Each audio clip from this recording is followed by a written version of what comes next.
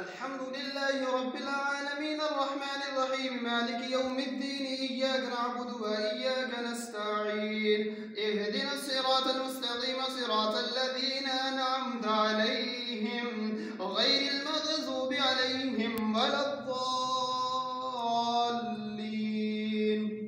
ألف لام ميم ذلك الكتاب لا ريب فيه هدى للمتقين الذين يؤمنون بالغيب ويقيمون الصلاة ومما رزقناهم ينفقون والذين يؤمنون بما أنزل إليك وما أنزل من قبلك وبالآخرة هم يوقنون أولئك على هدى من ربهم وأولئك هم المفلحون.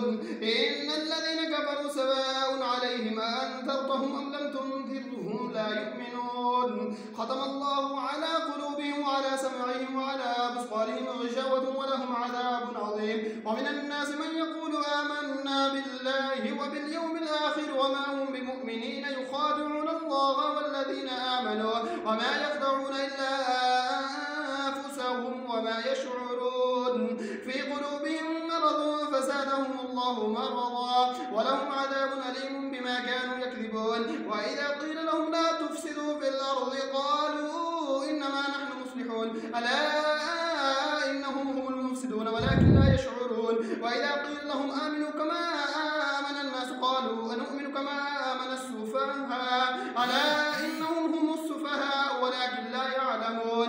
وإذا لقوا الذين آمنوا قالوا آمنا وإذا خلوا إلى شياطينهم قالوا إنا معكم إنما نحن مستهزئون الله يستهزئ بهم ويمدهم في طغيانهم يعمهون. أولئك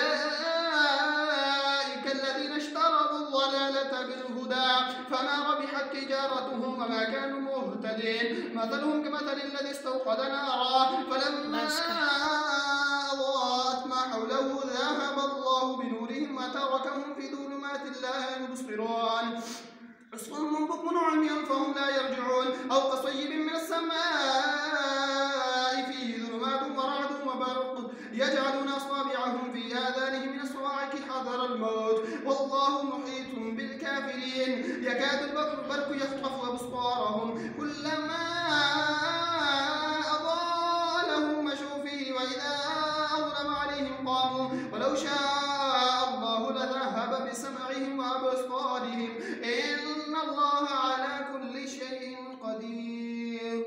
الله أكبر.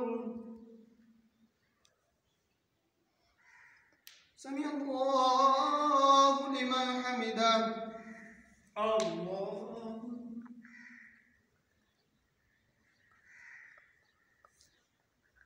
الله أكبر.